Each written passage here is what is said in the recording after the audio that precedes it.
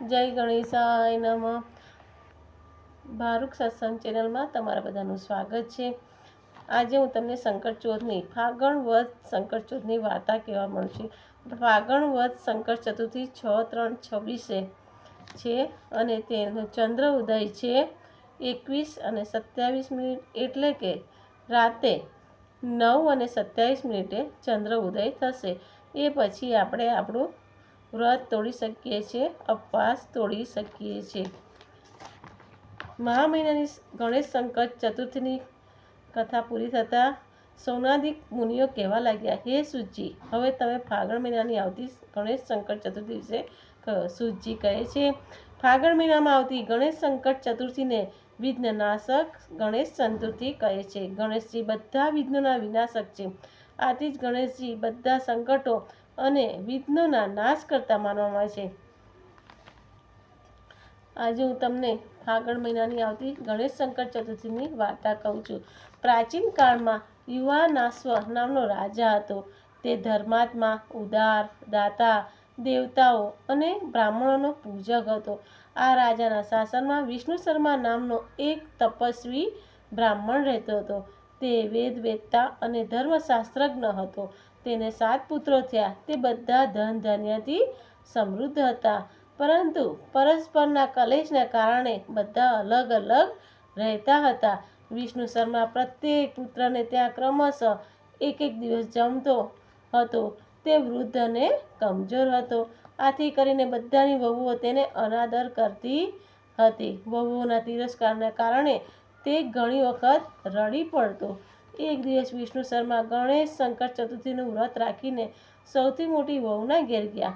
કે વહુને કહ્યું, આજે તો મેં ગણેશ સંકટ ચતુર્થીનું વ્રત કર્યું છે. તમે ગણેશ પૂજનની સામગ્રી આપો, તેથી ગણેશજી પ્રસન્ન થઈને તમને ધન સંપત્તિથી ભરી દેશે.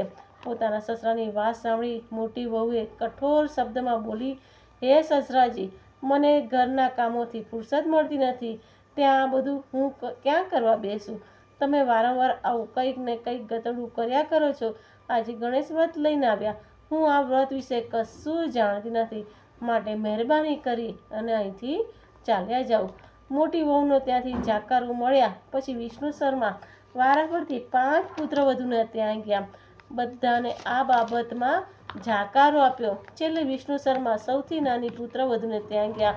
આ પુત્રવધુ નિર્ધન હતી. માંડ માંડ પોતાનું તે ઘર ચલાવતી. વિષ્ણુ શર્મા ગણેશ સંકટ ચતુર્થીની વાત કરતા ખચકાતો હતો, છતાં તેને પુત્રવધૂને ગણેશ સંકટ ચતુર્થીની વાત કહી. નાની વહુએ કહ્યું, તમારે ગણેશ સંકટ ચતુર્થીનું વ્રત કરો. હું પણ સંકટનાશક ગણેશ ચતુર્થીનું વ્રત કરીશ. આનાથી આપણા બધા દુઃખોનો દૂર થશે કે હળવા થશે. આટલું કહીને સસરાને ઘરમાં બેસાડી નાની વહુ આડોશ પાડોશમાં ભીખ માગી અને ગણેશ સંકટ ચતુર્થીની સામગ્રી એકઠી કરી ઘેર આવી. સસરા માટે લાડવા બનાવ્યા. ચંદન, પુષ્પ, દૂધ, અક્ષત, ફળ, દીવો, નૈવેદ્ય અને તાંબુલ આદિથી સસરા સાથે ગણેશજીની પૂજન વિધિ કરી. પૂજન વિધિ પત્યા પછી તેને પોતાના સસરાને સંતોષથી જમાડ્યા અને પોતે તો નિરાહાર રહી. પોતે તો કાંઈ ખાધું નહીં. અડધી રાતે વિષ્ણુ શર્માને ઝાડા થઈ ગયા. વિષ્ણુ શર્માનો પુત્ર ઘેર નહોતો. પુત્રવધુ એકલી ઘરમાં હતી, છતાં તેણે પોતાના સસરાની સારી એવી સેવા કરી અને આખી રાત તેમની પડખે બેસી રહી. આ રીતે તેને અને તેના સસરાને જાગરણ થઈ ગયું. સવાર પડતા વહુ ઘરમાં શું જુએ છે?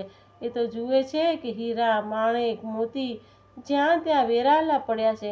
તેના સસરા પાસે જઈને તેને એક વાત જણાવીને કહ્યું, આ બધું હીરા, માણેક, મોતી કોઈ ચોર તો નાખી નથી ગયા ને? કોઈ આપણને ફસાવવા તો માગતા નથી ને? કે સવાર પડતા વિષ્ણુ શર્માના ઝાડા બંધ થઈ જવા પામ્યા. તે હવે કંઈક હોશમાં આવ્યો હતો.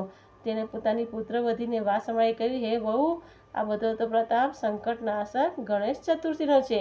તારી ભક્તિથી ગણેશજી પ્રસન્ન થયા છે અને તેમને તારું દારિદ્ર દૂર થાય તે હેતુથી આ બધું કર્યું છે.